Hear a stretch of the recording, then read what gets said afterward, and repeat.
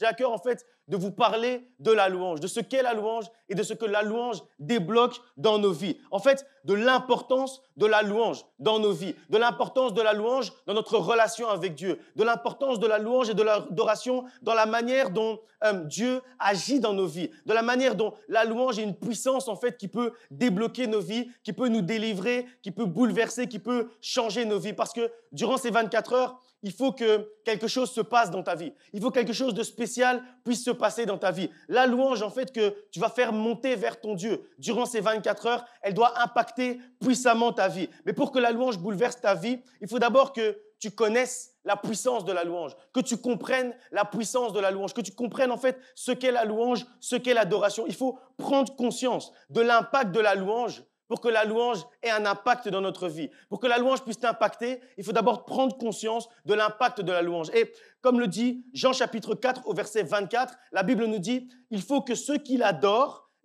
en esprit et en vérité ». Ce passage, en fait, il nous fait comprendre que la louange, ce n'est pas un chant.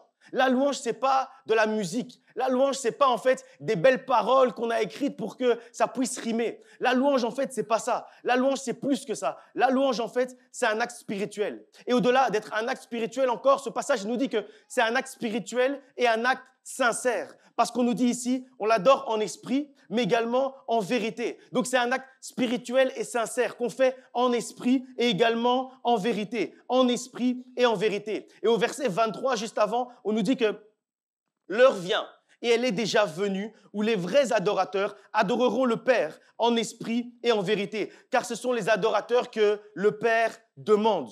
Le Père. Vous savez, j'aime bien dire que dans la Bible, chaque mot est important. Et ici, en fait, on ne nous dit pas que les vrais adorateurs adorent Dieu. Et je vous disais ça avant de partir en vacances il y a 3 semaines. Je vous disais en fait que dans la Bible, chaque mot est important. Et quand on nous dit « mon Dieu », ce n'est pas la même chose que dire Dieu. Quand on nous dit « mon Père », ce n'est pas la même chose que dire Dieu. Quand on nous dit ici que les vrais adorateurs adorent le Père, ce n'est pas la même chose que de dire que les vrais adorateurs adorent Dieu. Chaque mot est important. On nous dit ici que les vrais adorateurs, ils n'adorent pas Dieu. Les vrais adorateurs, ils adorent leur Père. Verset 22, « Vous adorez ce que vous ne connaissez pas, mais nous adorons ce que nous connaissons. Nous adorons le Père que nous connaissons. » Alors, ce passage, il nous montre en fait que la vraie adoration renvoie d'abord à la connaissance de Dieu. La vraie adoration renvoie d'abord à la relation qu'on a tissée avec notre Dieu. Quand on tisse une relation avec notre Dieu, alors on peut l'adorer en esprit et en vérité, parce que lui-même est esprit. Donc, puisque lui-même est esprit, alors il faut qu'on puisse entrer en esprit, en adoration, parce qu'on a une identité qui ressemble à l'identité de Dieu. Durant tous les 21 jours de jeûne et de prière, on vous parlait de la sanctification. Et pourquoi est-ce qu'on se sanctifiait? Parce qu'en fait, il faut que notre identité ressemble un peu à l'identité sainte de Dieu. Raison pour laquelle il faut se sanctifier pour pouvoir entrer dans la présence de Dieu. Et ce passage, il nous dit encore une fois la même chose. Il nous dit qu'il faut qu'on puisse l'adorer en esprit parce que lui-même est esprit. Et il faut qu'on puisse l'adorer en vérité parce que lui-même est vérité. Et il faut qu'on puisse le connaître pour pouvoir l'adorer. Donc nous adorons le Père que nous connaissons. Alors la vraie adoration, elle renvoie en fait à la connaissance de Dieu. Elle renvoie à la relation avec Dieu. Donc la louange et l'adoration nous renvoient à la relation qu'on a tissée avec notre Dieu, à l'intimité dont on a parlé durant tout le mois de juin. Durant tout le mois de juillet, on a parlé de l'intimité qu'on doit tisser avec notre Dieu. On a dit qu'il y a plus dans la relation qu'on a avec notre Dieu. On a dit qu'on doit aller plus loin dans notre relation avec notre Dieu. Et ce passage nous dit qu'il faut connaître Dieu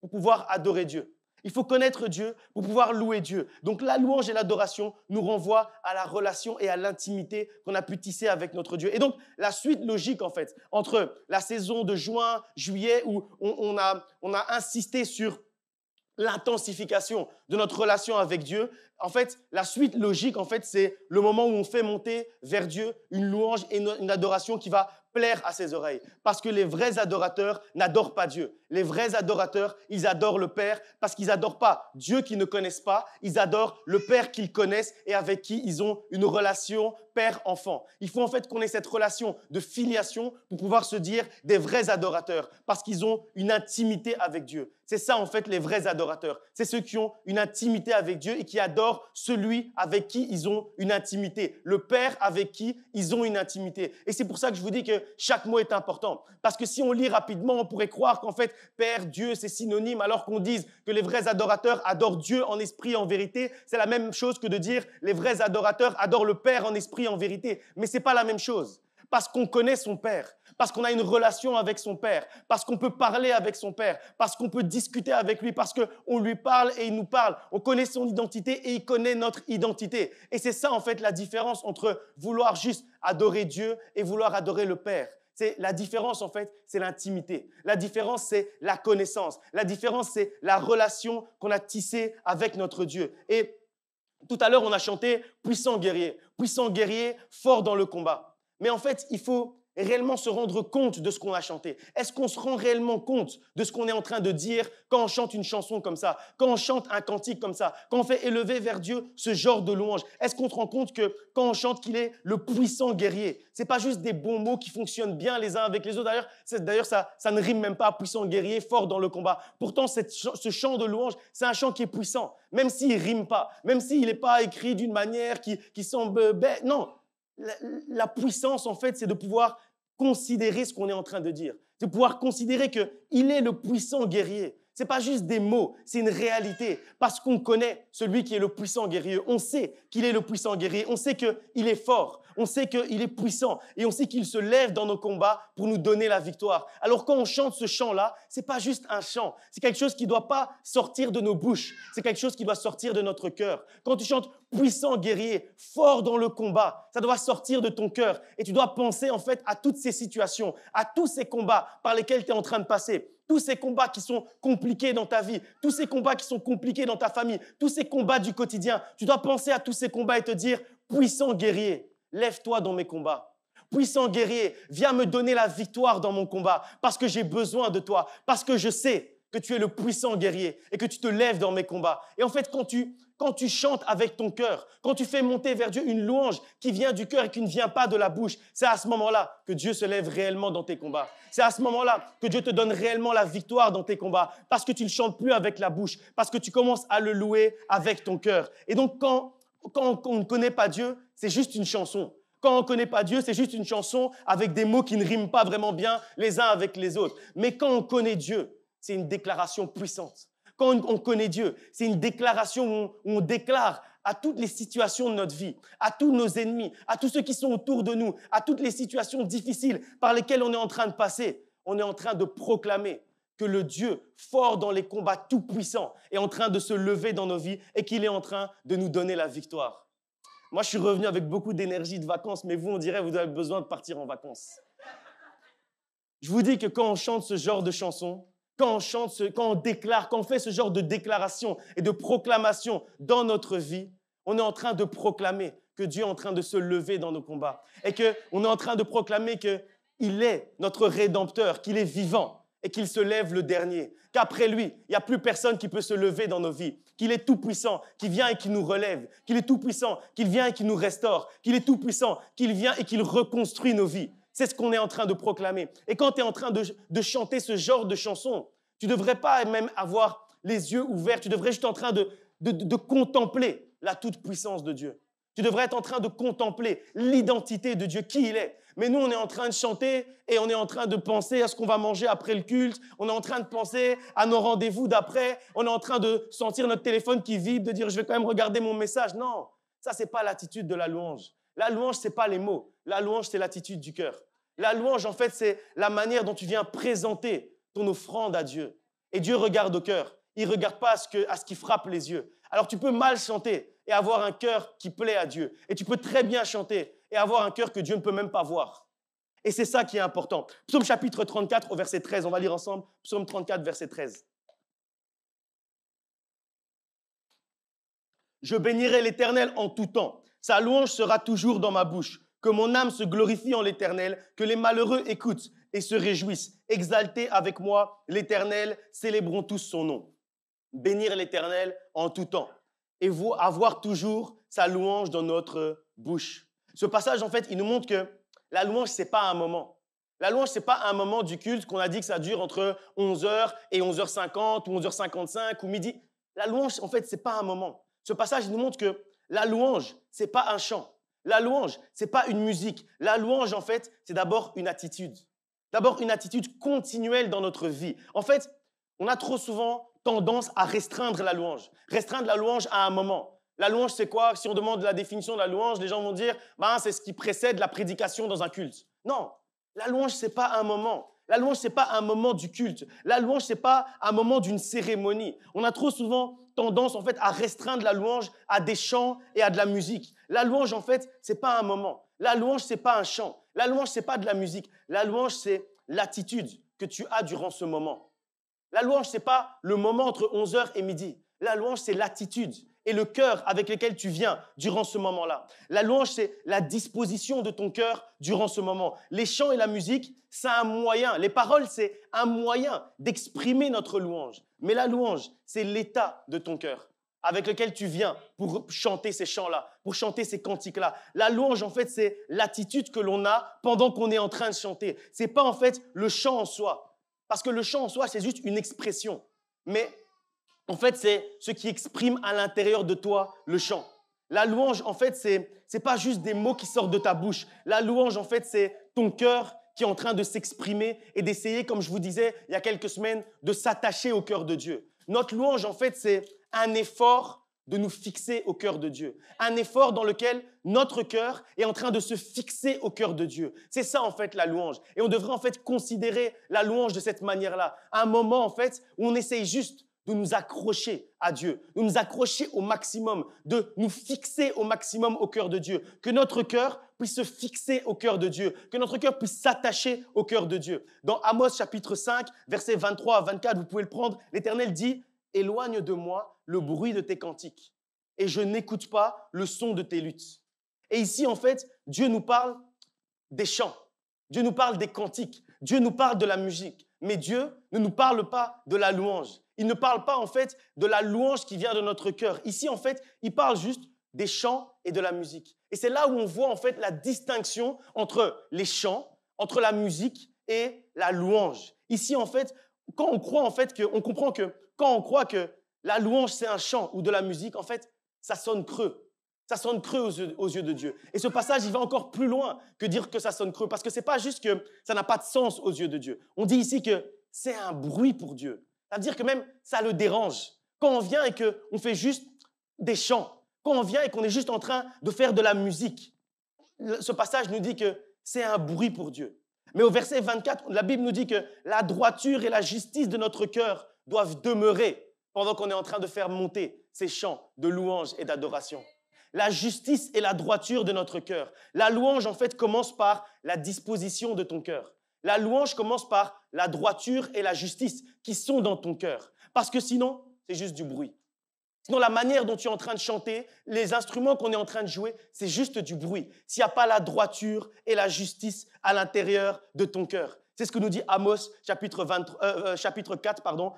5, versets 23 et 24. Et la Bible nous dit que notre louange plaît à Dieu. Mais ici, on nous dit que Dieu nous dit d'éloigner de nous les bruits de nos cantiques. Et là, on comprend bien la différence. Puisque la louange plaît à Dieu, mais que les cantiques sont un bruit pour Dieu. Puisque la louange plaît à Dieu, mais que la musique est un bruit pour notre Dieu. La musique et la louange, on comprend que c'est différent. On comprend que le chant et la louange, c'est différent. La louange, en fait, plaît au cœur de Dieu, mais les chants ne sont pour lui qu'un bruit. La louange plaît au cœur de Dieu, mais la musique, en fait, il ne l'écoute même pas. On dit qu'il n'écoute même pas la musique qui sort des luttes. Et en fait, lui, Dieu, ce qu'il veut écouter, c'est la louange. Il ne veut pas écouter, en fait, que ta bouche puisse chanter. Il veut écouter que ton cœur puisse louer. Il ne veut pas écouter, en fait, que ta bouche est en train de chanter ou que tes mains sont en train de jouer d'un instrument. Il veut écouter ton âme qui est en train de le louer, ton esprit qui est en train de le louer. Et c'est là, en fait, où est toute la différence. Et c'est là, en fait, où on fait souvent des erreurs. La louange, en fait, c'est d'abord la disposition du cœur. Pour ne pas que ta louange soit un bruit, ton cœur doit être bien disposé, doit être dans la droiture et la justice. Tu dois t'approcher de Dieu avec la bonne attitude. La louange, en fait, c'est ça. La louange, en fait, d'abord, c'est une attitude. C'est une disposition du cœur. Et c'est pour ça que ce passage dit que la louange est toujours dans notre bouche. Le passage de Psaume, il dit que la louange est toujours dans notre bouche, continuellement. Qu'on soit en train de chanter ou pas de chanter, qu'on soit en train de parler ou en train de chuchoter ou en train de prier, la louange demeure toujours dans notre bouche. Parce qu'en fait, ce n'est pas une attitude de la bouche, c'est une attitude du cœur et de l'âme. Et de l'abondance du cœur, c'est la bouche qui parle. Et c'est là, en fait, où est toute la différence. Quand on est en train de chanter, mais aussi quand on n'est pas en train de chanter. On bénit Dieu en tout temps. Quand tout va bien, on a des raisons de le louer. Mais aussi quand c'est difficile, on a également des raisons de le louer. La louange est toujours dans notre bouche, peu importe les circonstances, peu importe les temps autour de nous. Et malheureusement, on voit que beaucoup de chrétiens dans les églises, etc., on loue Dieu avec la bouche, mais on ne loue pas Dieu avec le cœur. On chante et on chante très bien, et les instruments sont magnifiques, mais on n'a pas l'attitude, mais on n'a pas la disposition du cœur de la louange. Alors, oui, c'est de la musique, c'est peut-être même de la belle musique, oui, c'est des chants, c'est peut-être même des beaux chants, mais ce n'est pas de la louange. Aux yeux de Dieu, c'est juste du bruit, parce que la louange commence d'abord par l'attitude, pas par le chant. La louange commence d'abord par la disposition du cœur, pas par de la musique, parce que sinon, ça reste juste un bruit. Et quand on n'est pas comme ça, quand on n'a pas disposé nos cœurs avant, quand on n'a pas disposé nos cœurs selon la droiture et la justice de Dieu, c'est juste un bruit, comme nous dit Amos. Et vraiment, quand je lis ce passage, je trouve que c'est un passage qui est vraiment dur. C'est un passage, quand on le lit, on comprend qu'il y a une grande différence et qu'on ne doit jamais faire ça parce qu'un bruit, c'est quelque chose qui nous dérange. C'est-à-dire que s'il y a un bruit maintenant, ça va te déranger, ça va t'empêcher d'écouter la parole. S'il y a un bruit pendant que tu es en train de dormir, ça va te réveiller, ça va te déranger. Un bruit, c'est dérangeant. Donc quand Dieu dit que les cantiques sans fond, sans fondement, sans disposition du cœur, c'est juste un bruit, ça veut dire que c'est même pas que Dieu est indifférent à ça. Indifférent, ce serait encore un certain niveau. Et la louange plaît à Dieu. Le silence, on va dire, il va y être indifférent. Mais les chants sans fond, c'est un bruit qui le dérange. Et quand on imagine ça, on se dit non. Vraiment, on se dit que jamais ma louange ne doit être un bruit pour Dieu. Jamais mes chants ne doivent être un bruit, ne doivent déranger Dieu. Ça dérange Dieu. Et il ne faut pas déranger Dieu parce que ce passage d'Amos, vraiment, moi, quand je le lis, il fait mal. Moi, quand je lis, je réfléchis et je me dis, j'espère que jamais ma louange a été un bruit qui a dérangé Dieu. Et je me dis, et je prie, moi, personnellement, je prie pour que jamais, dans le futur, si ça a été dans le passé, je demande pardon à Dieu parce que je l'ai dérangé avec mon bruit. Et je prie pour que dans le futur, jamais que ma louange ne puisse déranger Dieu, ne puisse être un bruit pour Dieu, que jamais Dieu ne puisse te dire « éloigne de moi ces cantiques qui sont un bruit pour moi ». Que jamais Dieu ne puisse te dire ça, que personne ne fasse de bruit durant nos 24 heures de louange. Ne viens pas ici faire un bruit durant les 24 heures de louange. Viens louer ton Dieu. Alors c'est pour ça que entre maintenant et les 24 heures de louange, on a 11 jours, oui, pour préparer nos cœurs à ne pas être un bruit, mais à être une louange qui monte vers Dieu, mais à une louange agréable à Dieu. Ne sois pas un bruit, parce que nous, on ne va pas être des bruits. Alors ne viens pas nous déranger avec ton bruit. Viens avec le cœur bien disposé. Sois bien disposé durant ces 24 heures. Et alors, ta louange va monter directement vers Dieu. Viens avec l'attitude de louange. Viens avec l'attitude pour louer Dieu. Ne viens pas ici chanter. On n'a pas besoin que tu chantes. On n'a pas besoin que tu viennes avec ta voix pour ici chanter. Viens avec l'attitude de ton cœur. Viens avec un cœur bien disposé. Ne viens pas écouter de la musique. Viens louer ton Dieu. Ne viens pas chanter. Viens adorer ton Dieu. Et c'est là où sera toute la différence. Pour pas que tu fasses du bruit, mais pour que tu loues réellement ton Dieu. Parce que la louange, c'est plus qu'un chant, pardon. La louange, c'est plus qu'un chant. La louange, c'est plus que de la musique. C'est une attitude de cœur. C'est une attitude d'âme. C'est une attitude d'esprit. Et c'est cette louange-là et cette attitude que Dieu attend de toi. Non seulement aujourd'hui, mais aussi demain, mais aussi surtout durant nos 24 heures de louange qu'on va passer du 14 au 15 août. Et il y a une personne dans la Bible qui avait cette attitude de louange et dont on parle beaucoup, c'est le roi David, et sa louange avait réellement un impact. Alors on va prendre quelques passages de sa vie, dans d'abord 2 Samuel, chapitre 23, verset 1, 2 Samuel 23, 1. 2 Samuel, chapitre 23, verset 1. Voici les dernières paroles de David. Après, on va dire qui est David. Parole de David, on dit qu'il est le fils d'Isaïe. Parole de David, l'homme haut placé. Parole de David, loin du Dieu de Jacob. Parole de David, le chante agréable à l'Éternel. D'autres versions vont dire le chante agréable à Israël, mais ça c'est une question de traduction. Le chante agréable à l'Éternel. David était appelé le chantre agréable à l'Éternel. Et la raison pour laquelle, parce que vous connaissez le deuxième surnom qu'on donne à David, la raison pour laquelle David était appelé dans ce passage, dans les derniers instants de sa vie, puisque ici on dit que c'est les dernières paroles de David à ce moment-là. Et à ce moment-là, on va le qualifier du chantre agréable de l'Éternel. Mais durant toute sa vie, on l'a qualifié de celui qui était l'homme selon le cœur de Dieu. Ça veut dire en fait que c'est la conséquence à la fin de sa vie. C'est la seule fois, le seul moment où on va appeler David le chantre agréable à l'Éternel, c'est à la fin de sa vie. Et la raison pour laquelle on peut l'appeler comme ça à la fin de sa vie, c'est parce que durant toute sa vie, il a été l'homme selon le cœur de Dieu. Et en fait, devenir le chantre agréable à l'Éternel, c'est la conséquence d'être l'homme selon le cœur de Dieu. C'est la conséquence de disposer son cœur durant toute sa vie, disposer son cœur durant tous les moments qui précèdent la louange. On dispose notre cœur pour être l'homme, pour être la femme selon le cœur de Dieu. Et après, quand on commence à louer Dieu, on est le chantre agréable à l'Éternel. Ça, c'est juste la conséquence. Et on ne peut pas, en fait, à la seconde comme ça, on arrive, on n'a pas disposé nos cœurs, on n'a jamais été le cœur, on n'a jamais été l'homme et la femme selon le cœur de Dieu. On arrive et instantanément, on devient le chantre agréable à l'Éternel. Ça ne marche pas comme ça. Si tu ne disposes pas ton cœur maintenant, jusqu'aux 24 heures de louange, ta louange sera un bruit. Mais si tu disposes ton cœur durant tous ces moments qui précèdent, tu vas disposer ton cœur et tu vas être l'homme, la femme, selon le cœur de Dieu. Et le moment où tu vas arriver le 14 août à 19h, quand tu vas ouvrir ta bouche pour chanter la louange qui va monter vers Dieu, tu vas devenir ce chantre, cette chantre qui est agréable à Dieu, dont la louange monte et qui est agréable à Dieu, qui n'est pas un bruit pour Dieu. Parce que tout ça, en fait, c'est lié. C'est parce que son cœur plaisait à Dieu que sa louange était agréable à Dieu. La clé d'une louange qui est agréable à Dieu, c'est d'abord un cœur qui plaît à Dieu. Lisons un autre passage sur la louange du roi David, psaume chapitre 119, psaume 119, verset 164. Psaume 119, 164.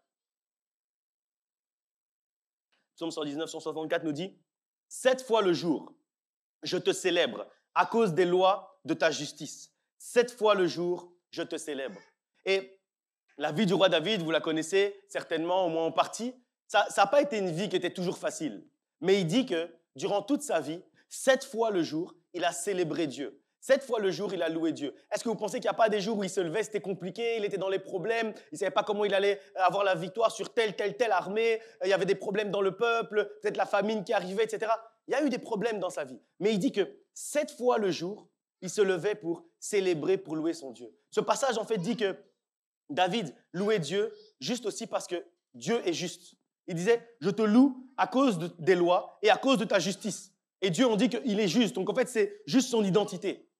Il louait Dieu à cause de ses lois. Donc, en fait, puisque Dieu est toujours juste, puisque ses lois sont immuables, alors, en fait, David avait toujours une raison de louer Dieu. Juste, en fait, parce qu'il était qui il était. Parce que Dieu était qui il était, David avait une raison de le louer. Parce que la parole de Dieu ne changeait pas, parce que les lois de Dieu ne changeaient pas, il avait une raison de le louer. La louange de David, en fait, ce passage nous fait comprendre que la louange de David ne dépendait pas des circonstances. La louange de David ne dépendait pas de sa vie, ne dépendait pas de ses problèmes. Sa louange, elle dépendait uniquement de Dieu. Et puisque Dieu ne change pas, il avait toujours une raison de louer Dieu. Ce passage, il nous dit que la louange de David dépendait uniquement de la parole de Dieu. Et puisque la parole de Dieu ne change pas, alors il avait toujours une raison de louer son Dieu. Notre louange également, de la même manière dont la louange de David ne dépendait pas des circonstances, mais de Dieu et de la parole de Dieu, notre louange doit dépendre également uniquement de Dieu. Et quand notre louange dépend uniquement de Dieu, c'est alors qu'on peut louer Dieu en tout temps, comme nous dit ce passage.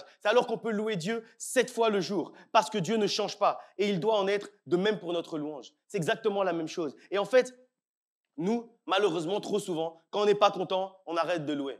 Quand ça ne va pas, quand c'est compliqué, on arrête de louer. Mais est-ce que Dieu a changé entre le moment où tout allait bien dans ta vie et le moment où il y a des problèmes dans ta vie? Dieu n'a pas changé. Et ce passage, il dit que, en fait, on loue Dieu pas à cause de notre vie, pas à cause de nos circonstances, pas à cause de si ça va ou si ça ne va pas à cause des situations ou des problèmes, pas à cause des solutions ou des problèmes. Non, on ne loue pas Dieu pour ça. On loue Dieu à cause de qui il est. Et comme il ne change pas, on n'a aucune raison d'arrêter de louer Dieu. Et nous, en fait, quand les choses ne vont pas comme on veut, on arrête de louer Dieu. Mais est-ce que Dieu a changé? Non.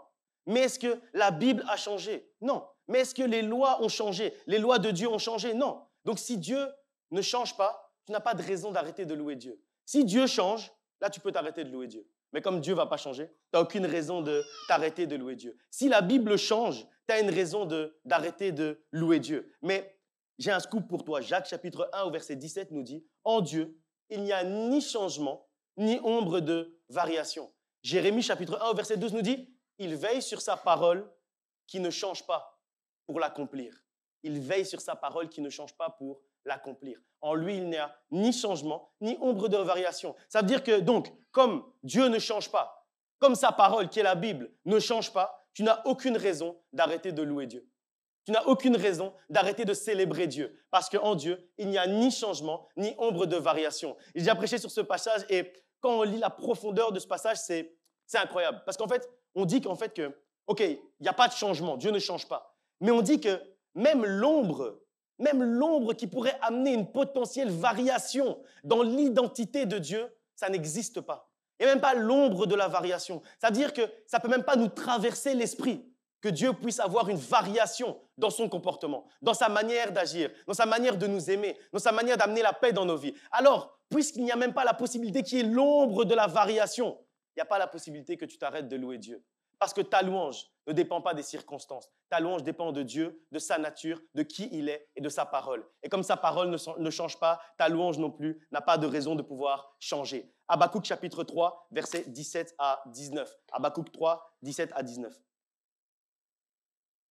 Car le figuier ne fleurira pas, la vigne ne produira rien, le fruit de l'olivier manquera, les champs ne donneront pas de nourriture, les brebis disparaîtront du pâturage, et il n'y aura plus de bœufs dans les étables. Cependant, je veux me réjouir en l'Éternel. Je veux me réjouir dans le Dieu de mon salut. L'Éternel, le Seigneur, est ma force. Il rend mes pieds semblables à ceux des biches et il me fait marcher dans les lieux élevés ou sur les hauteurs. On parle souvent du verset 19, il y a même un chant sur le verset 19. Il rend mes pieds semblables à ceux des biches, il me fait marcher sur les lieux élevés. Mais ça, en fait, dans ce passage, on comprend en fait que c'est la conséquence. Ce n'est pas le début, c'est la conséquence. Mais ça, en fait, le fait d'avoir les pieds semblables à ceux des biches, qu'on puisse marcher sur les lieux élevés, qu'on puisse avoir l'impression qu'on est au-dessus de toutes les situations, tous les problèmes de notre vie, ça, en fait, c'est une conséquence.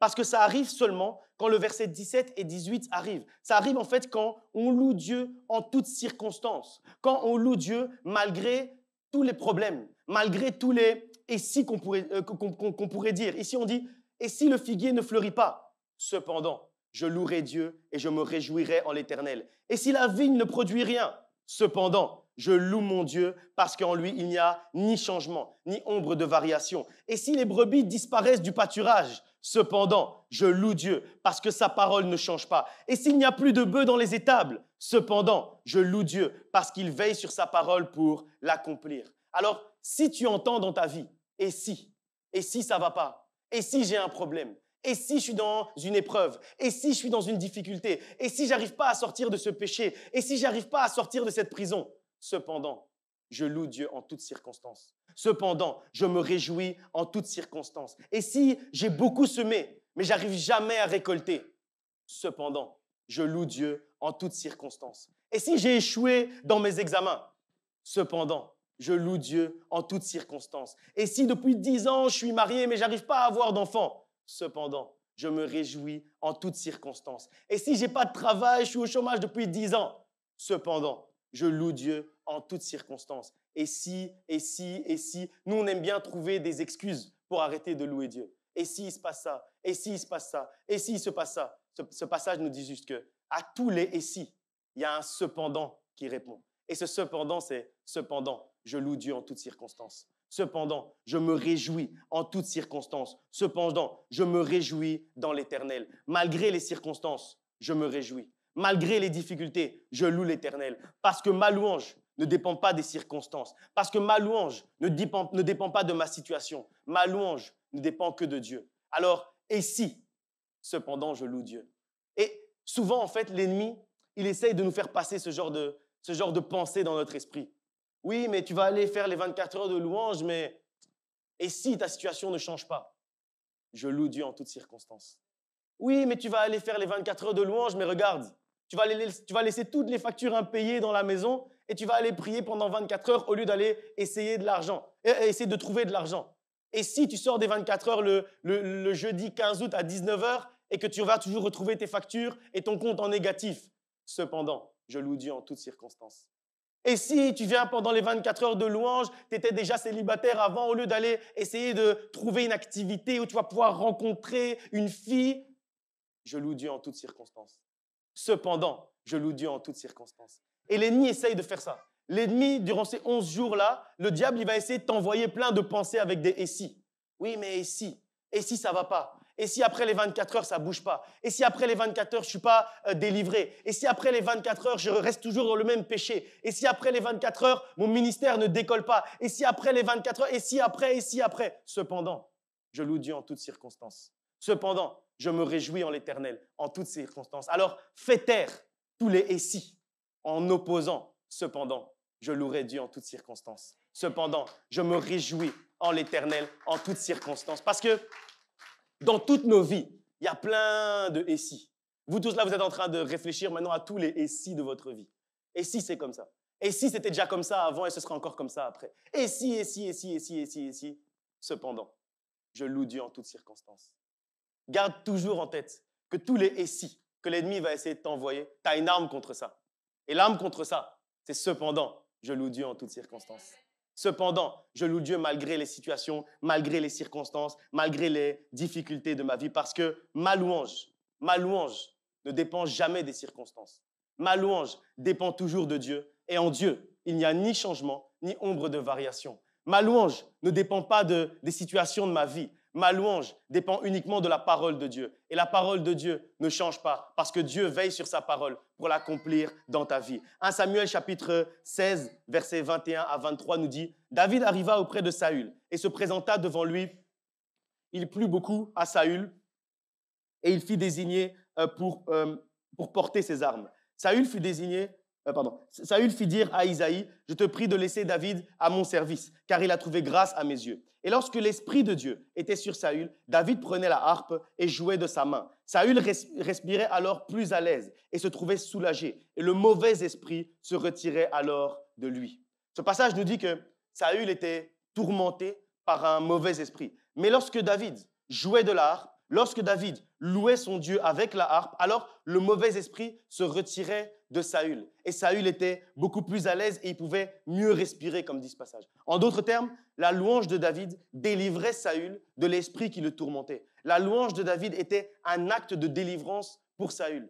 Pas seulement pour lui, ça le délivrait lui, mais ça délivrait également Saül qui était en train d'entendre la louange qu'il était en train de faire monter vers son Dieu. Et jusqu'à aujourd'hui, la louange sincère, la louange en esprit et en vérité, c'est un acte de délivrance. C'est un acte de libération. La louange en esprit et en vérité, c'est un acte de délivrance. Psaume 32 au verset 7 nous dit « Tu es un asile pour moi, tu me garantis de la détresse, tu m'entoures des chants de délivrance. » Tu m'entoures des chants de délivrance. Donc ça veut dire qu'il y a des moments où en fait, l'arme de ta délivrance, c'est un chant. Il y a des moments où l'arme de ta délivrance, c'est une louange. Des moments en fait où Dieu doit te révéler, doit faire monter en toi un chant particulier, une louange particulière qui va te délivrer. Et c'est la raison pour laquelle le psalmiste demande à Dieu de l'entourer de chants de délivrance. Que Dieu puisse lui envoyer des chants de délivrance au moment où il aura besoin d'activer cette louange de délivrance. La louange, c'est une puissante arme pour la délivrance, une puissante arme pour la libération, un chant qui va te délivrer, une louange qui va te délivrer de la situation, du problème, du péché qui t'oppresse depuis trop longtemps. La louange, c'est une arme qui libère. La louange, c'est une arme qui délivre parce que la louange, c'est un acte de délivrance. Et comme c'est un acte de délivrance, c'est aussi un acte de guerre puisque c'est un acte de combat spirituel. Parce que avec sa harpe, David était en train en fait de combattre l'esprit mauvais qui tourmentait Saül. Et c'était pas en fait de la musique qu'il était en train de faire. J'ai expliqué tout à l'heure la différence entre la musique et la louange. Là en fait, David n'était pas en train de faire monter de la musique. Il était en train en fait de louer son Dieu. Et comme il louait son Dieu, c'était une arme de délivrance, une arme de combat spirituel. Et en fait, c'est ça qu'est également la louange. C'est la raison pour laquelle je dis souvent aux chantres quand j'ai l'occasion de les enseigner que ce sont les premiers soldats. C'est eux en fait qui sont en première ligne pour le combat. C'est ce que nous dit 2 Chroniques chapitre 20, versets 21 à 22. Puis, d'accord avec le peuple, Josaphat nomma des chantres qui, revêtus d'ornements sacrés et marchant devant l'armée, célébraient l'Éternel et disaient « Louez l'Éternel, car sa miséricorde dure à toujours. » Au moment où l'on commençait les chants et les louanges, l'Éternel plaça une embuscade contre les fils d'Ammon et de Moab, et ceux de la montagne de Séhir, qui étaient venus contre Juda, et ils furent tous battus. Dieu a dit à Josaphat de placer les chantres en première ligne. Donc, ils marchaient en fait devant l'armée. Et au moment où ils étaient en train de chanter, Dieu était en train de donner la victoire au peuple de Dieu. Et la Bible nous dit qu'au moment où ils commençaient à chanter, Dieu était en train de placer des embuscades contre les ennemis des enfants de Dieu. Et en fait, ce passage, il nous montre en fait que la louange, elle amène Dieu à combattre pour nous avant même qu'on ait à combattre. Parce que ce passage, il nous dit que, il faut bien lire, il nous dit que les chantres, ils étaient en première ligne. Et puis après, au fur et à mesure que les chantres chantaient, faisaient monter la louange, il y avait des embuscades, des pièges qui étaient placés par rapport aux ennemis d'Israël. Et en fait, ceux qui étaient en seconde, troisième, quatrième, cinquième ligne, ils n'avaient même pas besoin de combattre. Ils avaient directement la victoire. Parce qu'en fait, ils arrivaient et l'armée était déjà vaincue. L'armée de Ammon était déjà vaincue parce qu'en fait, les chantres marchaient en première ligne. La louange marchait en première ligne. Vous connaissez aussi l'histoire de Paul et Silas. Pendant qu'ils étaient en train de louer dans la nuit, la terre a tremblé. Les portes de la prison se sont ouvertes et les liens des prisonniers ont été brisés. La Bible nous dit que ils n'ont pas eu besoin de demander de sortir de la prison. Mais les portes de la prison se sont ouvertes. La louange amène Dieu à combattre pour nous. La louange amène Dieu à nous délivrer sans même qu'on ait à demander la délivrance. Vous connaissez aussi très bien l'histoire de Jéricho. Comment au 7e jour, lorsque les enfants d'Israël ont commencé à pousser des cris vers l'Éternel et ont sonné de la trompette, les murs se sont écroulés et ils ont pu passer à travers Jéricho et récupérer toutes les richesses de Jéricho. Vous connaissez aussi très bien l'histoire de Salomon, qui était un homme de louange. Il a écrit des cantiques et des cantiques jusqu'à le livre qu'il a écrit s'appelle Cantique des cantiques. Et en fait, au travers de cette louange, il est devenu l'un des plus grands rois de l'histoire de l'humanité. Donc ça veut dire que dans Jéricho, on voit la manière dont la louange a détruit les obstacles dans la vie du peuple de Dieu. Dans l'histoire de Paul et Silas, on voit la manière dont la louange a permis de libérer Paul et Silas de la prison. Dans l'histoire de Salomon, on voit la manière dont la louange a permis à Salomon d'être élevé et d'arriver à un niveau auquel il ne pouvait même pas penser et imaginer, un niveau même qui a dépassé le niveau de son père, le roi David. Et en fait, ce passage, il nous montre qu'il y a des batailles que l'on ne gagne pas en combattant. Il y a des batailles qu'on gagne uniquement avec la louange. Et écoutez bien, il y a des batailles que tu ne dois pas mener. Il y a des batailles où tu dois juste louer ton Dieu. En fait, il y a des bénédictions qu'on n'obtient pas en demandant. Il y a en fait des délivrances qu'on ne saisit pas par le combat spirituel. Il y a des batailles que l'on ne gagne que dans la louange. Il y a des trésors qu'on ne saisit que au travers de la louange. Il y a des combats dans ta vie qui attendent qu'une seule chose, que tu commences à louer ton Dieu. Il y a en fait des combats dans ta vie qui attendent une seule chose, que tu commences à adorer ton Dieu. Il y a des situations dans ta vie qui attendent une seule chose, que tu puisses commencer à célébrer et à te réjouir devant ton Dieu. Il y a des problèmes qui attendent une seule chose, qui attendent juste que tu puisses entrer dans un moment de louange pour disparaître complètement de ta vie. Il y a des problèmes qui attendent juste ça. Donc, lorsque tu as une vie de louange, en fait, il y a des combats que tu ne sais même pas que tu as menés, mais pour lesquels tu es déjà victorieux. Parce que c'est ça, en fait, qui se passait dans l'histoire avec Josaphat. Ce qui se passait, c'est que les chantres, ils étaient en première ligne. Et en fait, l'armée de l'Éternel était derrière. Et quand ils arrivaient, ils ne savaient même pas qu'ils avaient mené le combat. Mais le combat était déjà gagné. Ça veut dire qu'il y a des combats dans ta vie, tu ne sais même pas que tu les as menés, mais tu as déjà eu la victoire. Parce que la louange te précède. Parce que la louange est devant toi. Parce que le Dieu de louange est devant toi et que tu le loues et que tu l'élèves. Alors, quand la louange marche devant toi, tu arrives et Dieu a déjà tendu des pièges à l'ennemi. Il y a des situations comme ça. Il y a des problèmes comme ça. Il y a des situations dans ta vie où tu dois juste mettre tes genoux au sol et juste te réjouir, juste rire, juste sourire, juste louer ton Dieu avec tous les mots qui sortent de ta bouche. Peu importe si le chant est moche, peu importe si ta voix est moche comme ma voix, peu importe.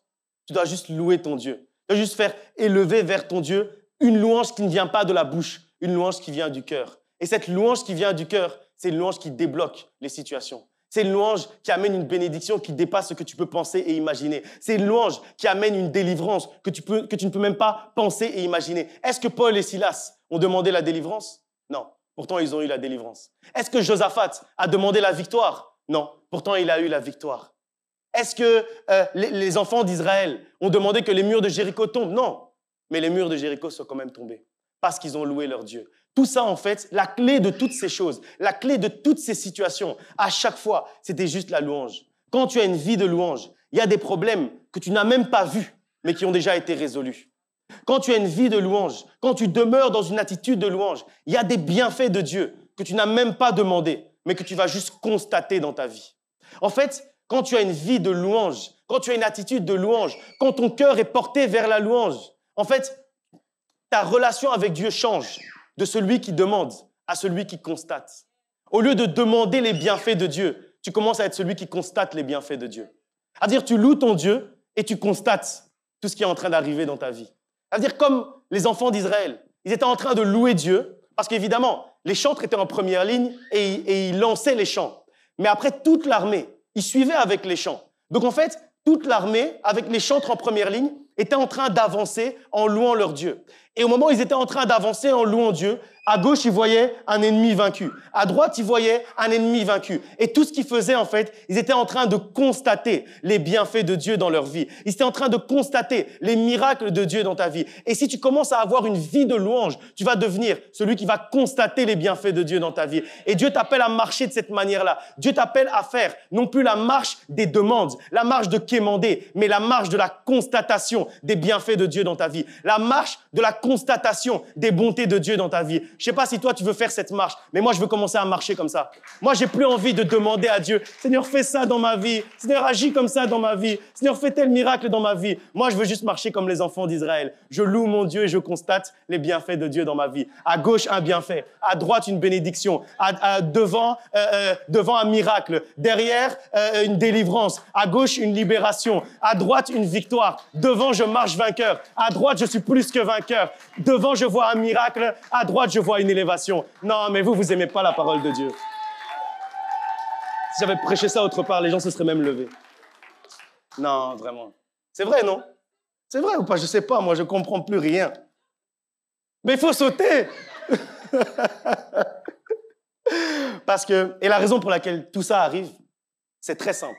Parce que la Bible nous dit que Dieu siège au milieu des louanges de son peuple. Et donc, ça veut dire en fait que quand tu le loues, tu l'invites à siéger.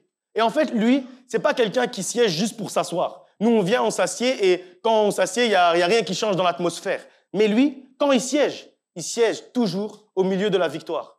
Donc en fait, quand on dit que Dieu siège au milieu des louanges, on dit qu'il siège au milieu de la victoire parce qu'il est victorieux par nature. Donc en fait, quand on dit que Dieu siège au milieu des louanges, il siège toujours au milieu de la paix parce qu'en fait, il est la paix par nature. Quand on dit que Dieu siège au milieu des louanges, on dit en fait qu'il siège au milieu de la bénédiction parce que lui-même, il est la bénédiction par nature. Quand on dit que Dieu siège, on dit qu'il siège toujours dans la délivrance parce que lui-même, il est le Dieu de la délivrance et de la libération. Et c'est la raison pour laquelle, quand on fait élever vers Dieu des louanges, tout ça, en fait, ça vient automatiquement. Parce que Dieu siège et il vient avec tout ça. Et lui, quand il arrive dans une atmosphère, il commence à siéger, il change l'atmosphère. Il change toute l'atmosphère qui devient en fait une atmosphère de victoire, une atmosphère de bénédiction, une atmosphère de délivrance. Et donc, quand tu le loues, tu l'invites à siéger dans toutes les situations de ta vie, même dans tes problèmes, même dans les difficultés, même dans les épreuves qui sont arrivées ou qui ne sont pas arrivées, même dans les épreuves futures comme le peuple de Dieu. Le peuple de Dieu, il marchait en louant Dieu. Et en fait, il était déjà en train de faire siéger Dieu dans les batailles futures. Et les batailles futures étaient déjà en train d'être gagnées avant même d'être menées. Et son siège s'accompagne de la victoire. Son siège s'accompagne de la bénédiction. Son siège s'accompagne de la délivrance. Parce qu'il est l'Éternel des armées, le lion de la tribu de Juda. Celui qui dit un mot et la chose s'accomplit. Celui qui a créé l'univers entier par la puissance créatrice de sa parole. C'est lui qu'on invoque. Et c'est lui à qui on demande de siéger au milieu de notre louange. Au milieu de la louange de son peuple. Au milieu de la louange. Vous savez, ce qui a bloqué la situation de Job, c'est que malheureusement, à cause des malheurs qui lui étaient arrivés, il n'arrivait plus à louer Dieu. Vous savez que Job n'arrivait plus à louer Dieu. Job chapitre 30 au verset 31 nous dit « Ma harpe n'est qu'un instrument de deuil et mon chalumeau ne peut rendre que des sons plaintifs. » Ça veut dire en fait, à un moment donné, il y a eu une rupture. Et il n'arrivait plus à louer Dieu à cause de sa situation, à cause des épreuves de sa vie. Avant ça, sa harpe, c'était un instrument de louange. Mais à cause de toutes les difficultés de sa vie, il dit ici que sa harpe est devenue un instrument de deuil. Et ça a amené en fait un cercle vicieux. Au plus il se plaignait, au plus il s'enlisait dans sa situation. Au plus il s'enlisait dans son problème. Et avec nous, c'est exactement la même chose. Au plus tu te plains de ta situation, au plus tu t'enfonces dans ta situation. Au plus tu t'enfonces dans ton problème. Mais si tu commences à louer Dieu, ta situation va changer. Si tu arrêtes de te plaindre, si tu arrêtes que ta harpe puisse être un instrument de plainte, comme dit ce passage, si tu arrêtes que ton chalumeau puisse rendre des sons plaintifs, si tu arrêtes de toujours te plaindre pour ta situation, etc., tu vas voir que si tu fais le switch, tu vas commencer à louer ton Dieu. Et si tu loues ton Dieu, tu vas voir que ta situation va réellement changer du tout au tout. Tu vas voir que la délivrance va arriver. Tu vas voir que la bénédiction va arriver. Tu vas voir que la libération va arriver. Si tu es dans une situation comme Job, où tu as l'impression que tu n'arrives plus à louer, j'aimerais juste te rappeler une chose, c'est que tu ne dois pas attendre l'action de Dieu pour le louer. Parce que c'est ta louange qui débloque l'action de Dieu. Et en fait, trop souvent, on est dans ce cercle vicieux. Ça veut dire, ça ne va pas dans notre vie, donc on se plaint. On arrête de louer Dieu. Et comme on arrête de louer Dieu, l'action de Dieu n'est pas débloquée. Et donc, du coup, on continue à se plaindre. Et en fait, ça, c'est le cercle vicieux. Mais si tu changes la dimension, si tu commences, en fait, à louer ton Dieu, là, tu vas entrer dans un cercle vertueux. C'est-à-dire, tu loues Dieu, ça débloque l'action de Dieu dans ta vie. Et comme ça débloque l'action de Dieu dans ta vie, tu as encore plus de raisons de le louer. Et puisque tu le loues, ça débloque en fait déjà la prochaine situation avant même qu'elle arrive. Et puisque tu le loues encore, tu vas encore le remercier parce qu'une situation vient d'être débloquée. Et ainsi de suite, tu rentres dans un cercle vertueux. Parce que c'est la louange qui active l'action de Dieu. Et en fait, n'attends pas que Dieu te délivre pour le louer. Parce que c'est la louange qui active la délivrance. N'attends pas en fait n'attends pas la percée pour louer ton Dieu. Parce que c'est la louange qui génère la percée. Et je veux juste terminer avec ça avant qu'on puisse prier et louer notre Dieu. J'ai déjà prêché sur ça, mais je veux juste rappeler, avant qu'on clôture, dans la généalogie d'Abraham jusqu'à Jésus, à un moment donné, dans Matthieu chapitre 1, verset 3, vous pouvez le lire, et dans Genèse chapitre 46 au verset 12, la Bible nous dit « Judas engendra Pharès » ou « Péretz ». Judas, en fait, ça veut dire « louange ». Péretz, ça veut dire « la brèche », ou alors ça veut dire également « la percée ». Et donc, ce passage, en fait, de la généalogie de Jésus, Jésus a organisé sa généalogie pour nous enseigner, en fait. Et il nous dit, j'ai fait une longue prédication, un long enseignement sur ça, vous aurez l'occasion de l'écouter si vous voulez. Il nous dit que la louange engendre la percée. Donc, en fait, ce passage nous dit que ta louange crée une brèche et génère la percée, génère ta percée. La généalogie de Jésus nous enseigne, nous montre, en fait, nous apprend que les effets de la louange, c'est la percée. Les effets de la louange, c'est une brèche que Dieu crée. Ça veut dire en fait que pendant que tu le loues, ta louange est en train de créer une brèche qui va laisser entrer la lumière au cœur des ténèbres dans lesquelles tu es. Même si dans des ténèbres compliquées, même si la nuit est noire comment, si tu es en train de louer ton Dieu, ça crée une brèche. Et par cette brèche, la lumière de Dieu est en train d'entrer et de chasser les ténèbres. Et cette brèche, en fait, c'est la première étape pour la percer. Il faut d'abord une brèche. Quand tu vois la lumière, tu vois en fait le bout du tunnel. Tu commences à te dire, OK, il y a une solution. Il y a une solution qui peut arriver dans ma situation. Cette brèche-là, en fait, elle va amener ensuite la percée. Parce qu'après, ça va complètement déchirer le voile. Après, ça va complètement déchirer le plafond de verre qui t'empêche d'aller plus haut. Même si ta situation est compliquée, même si tu as l'impression d'être au fond du trou, loue ton Dieu. Parce que ta louange va générer une brèche et que ta brèche va générer une percée. Parce que pendant que tu loues Dieu de tout ton cœur, Dieu, en fait, il est en train d'ouvrir une brèche. Il est en train de faire entrer une lumière. Et la lumière de Dieu va commencer à passer. Elle va commencer à éclaircir ta vie. Elle va commencer à changer ta vie. Peu importe le secteur de ta vie qui est dans les ténèbres aujourd'hui, commence à louer Dieu. Et tu verras que la lumière de Dieu va envahir ce secteur de ta vie, va envahir ta situation, sans même que tu puisses t'en rendre compte, juste parce que tu es en train de louer ton Dieu. Et cette brèche, ça va commencer par une brèche. Ça va commencer par un petit faisceau de lumière qui rentre. Mais c'est suffisant déjà pour Dieu. C'est suffisant déjà pour Dieu pour chasser les ténèbres. Cette brèche, c'est le début de ta percée. Cette brèche, c'est le début de ta délivrance. Cette brèche, c'est le début de la solution que tu attends depuis longtemps. Alors, fais monter vers ton Dieu une louange qui va créer une brèche. Fais monter vers ton Dieu. Quand c'est difficile, fais monter vers ton Dieu une louange qui va changer ta vie. Il y a des moments de louange. Moi, j'ai déjà eu des moments comme ça. Des moments où c'est compliqué. Des moments où un enfant est malade. Des moments où je ne sais pas comment je vais m'en sortir de telle ou telle situation. Et je ne sais plus quoi dire. Et je ne sais plus comment prier. Et alors, à ce moment-là, juste, Dieu met en moi un chant qui bouleverse ma vie. Dieu met en moi une louange qui change ma vie complètement à ce moment-là. Que Dieu puisse mettre en toi une louange qui va changer ta vie.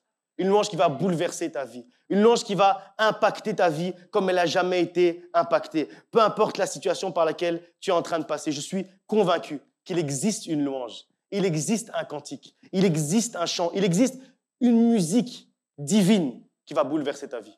Moi, j'en suis convaincu. J'espère que toi également, t'en es convaincu. Peu importe la mauvaise nouvelle que tu as pu recevoir durant la semaine, juste envoie-lui en opposition une louange qui va confondre l'ennemi.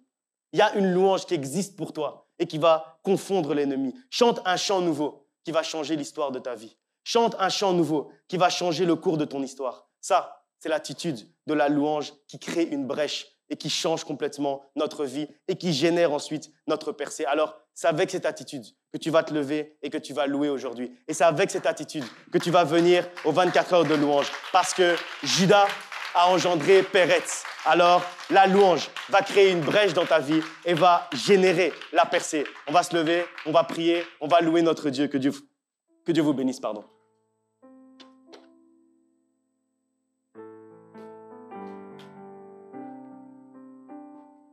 Alléluia.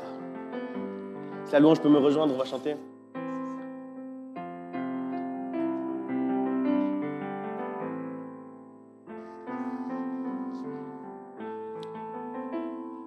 Ne chante pas avec ta bouche, mais chante avec ton cœur. Ne chante pas, mais loue Dieu. Pendant qu'on est en train de louer notre Dieu, que ce ne soit pas un bruit, mais que ce soit réellement une louange. Une louange qui vient de ton cœur. Une louange qui vient du plus profond de ton âme. Une louange qui monte en esprit et en vérité. Tu n'es pas venu ici pour chanter. Il n'y a personne ici qui est chanteur. Tu n'es pas venu ici pour chanter. Mais on est tous des instruments de louange. Tu n'es pas venu pour chanter, tu es venu pour louer. Tu n'es pas venu pour écouter de la musique. Tu es venu pour louer ton Dieu. Alors loue ton Dieu avec tout ton cœur. Loue ton Dieu avec toute ton âme. Loue ton Dieu avec tout ton esprit. Loue ton Dieu en esprit et en vérité. Parce qu'on n'est pas venu pour chanter, mais on est venu pour louer. Père éternel, Dieu de gloire, aujourd'hui, Seigneur, nous sommes venus. Et de tout notre cœur, nous sommes venus pour te louer. Nous sommes venus pour te louer, Seigneur, de tout notre cœur. Non pas avec les mots qui sortent de notre bouche, mais avec, Seigneur, l'expression de notre cœur. Nous voulons aujourd'hui te louer. Avec, Seigneur, l'expression du plus profond de notre cœur. Nous sommes venus te louer, Seigneur. Nous sommes venus élever ton nom. Nous sommes venus te célébrer. Nous sommes venus nous réjouir. Malgré tous les et si, toutes ces choses qui veulent nous empêcher de te louer. Nous voulons juste dire, cependant, nous allons louer notre Dieu. Cependant, nous allons nous réjouir. Cependant, nous allons te célébrer. Seigneur, nous sommes venus pour que notre cœur puisse te louer. Seigneur, mets en nous, Seigneur, un chant qui va bouleverser notre vie. Mets en nous, Seigneur, un cantique qui va changer nos vies à tout jamais, qui va impacter nos vies comme elles n'ont jamais été impactées, Seigneur. Mets en nous ce chant nouveau. Ce chant nouveau, Seigneur, qui va nous changer. Ce chant nouveau qui va nous transformer. Ce chant nouveau qui va aller plus loin. Parce qu'il y a plus, Seigneur. Nous ne sommes pas venus pour chanter, mais nous sommes venus pour te louer. Nous ne sommes pas venus pour chanter un cantique qui fait un bruit, Seigneur, dans tes oreilles. Nous sommes venus pour te louer. Faire monter une louange qui plaît à ton cœur, qui plaît à ton âme et qui plaît à ton esprit, Seigneur. Que notre cœur puisse se fixer à ton cœur durant cette louange, Seigneur. Que notre cœur puisse s'attacher à ton cœur durant cette louange. C'est notre seul désir. Non pas que les chants soient beaux, mais que la louange te plaise, Seigneur. C'est le désir de nos cœurs. C'est le désir de nos âmes. C'est le désir de notre esprit maintenant, Seigneur. Laisse-moi t'adorer, Seigneur. Laisse-moi t'adorer, Seigneur. Laisse-moi t'adorer, Seigneur. Laisse-moi t'adorer, Seigneur. Encore une fois, laisse-moi Laisse-moi t'adorer, Seigneur. Laisse-moi t'adorer, Seigneur.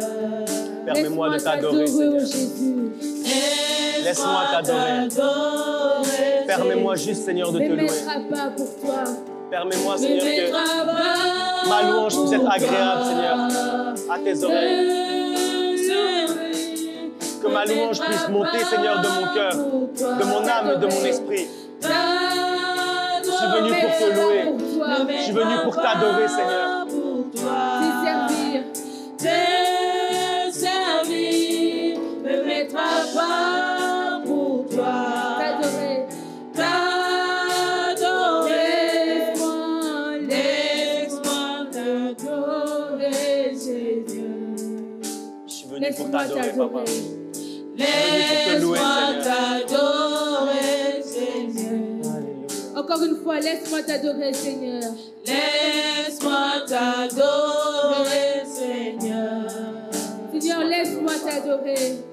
Laisse-moi t'adorer, Seigneur. Permets-moi, Cet après-midi, je veux me mettre à part. Me mettre à part pour toi. Te servir. Me mettre à part pour toi. Pour t'adorer. Me mettre à part pour te servir. Me mettre à Je veux part. adorer mon Père en esprit et en Pour te vérité. servir. Je ne suis pas venu juste pour adorer un Dieu que je ne connais pas. Pour t'adorer. Je suis venu, Seigneur, louer un Père que je connais, un Dieu que je connais. Me mettre à part pour Je suis venu louer mon Dieu, Seigneur. pour Je suis venu louer t'élouer. mon Père. Te louer, me mettre à part pour toi. Te louer, T'adorer, Seigneur. Laisse-moi t'adorer. Je suis venu te louer, mon Dieu. Je suis venu te louer, mon Père. Laisse-moi t'aimer. Je veux louer et adorer celui que je connais. Je veux louer et adorer celui que je connais et qui me connaît. Celui avec qui j'ai une relation. Celui avec qui j'ai une Me intimité. mettre à part pour toi. C'est celui que je suis venu louer et adorer aujourd'hui. Pour te servir. te servir, me mettre à part pour t'adorer.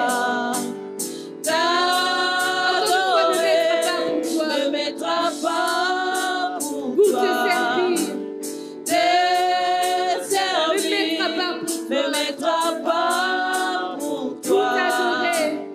t'adorer.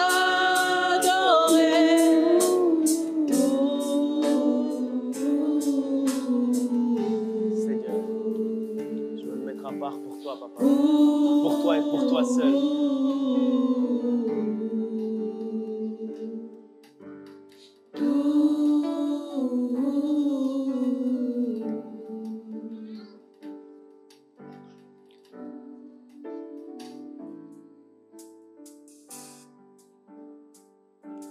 J'aimerais qu'on rechante le chant qu'on a chanté juste avant la prédication. Puissant guerrier, fort dans le combat. Et que tu le chantes vraiment en prenant conscience de ce que tu dis. On va d'abord le chanter sans les instruments, juste pour qu'on prenne conscience des paroles. Prenne conscience de ce qu'on dit. Et après, on rajoutera les instruments. Jéhovah est son nom. Jéhovah est son nom. Seigneur, nous voulons connaître ton nom. Nous voulons te louer en te connaissant. Jéhovah est son nom. Jéhovah est son nom. Jéhovah est son nom. Jéhovah est son nom. Jéhovah est son nom. Jéhovah est son nom. Jéhovah est son nom. Jéhovah est son nom.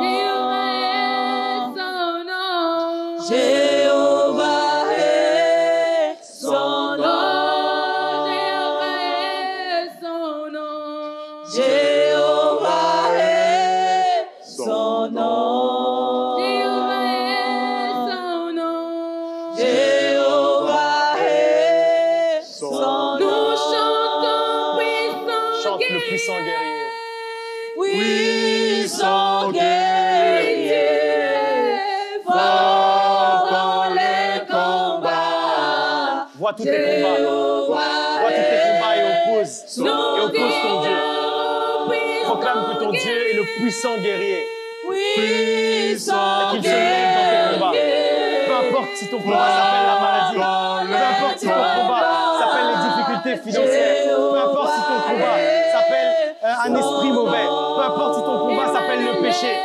Oppose-lui le nom de Dieu. Oppose-lui le nom de ton Père. Oppose-lui le nom du Dieu que tu connais.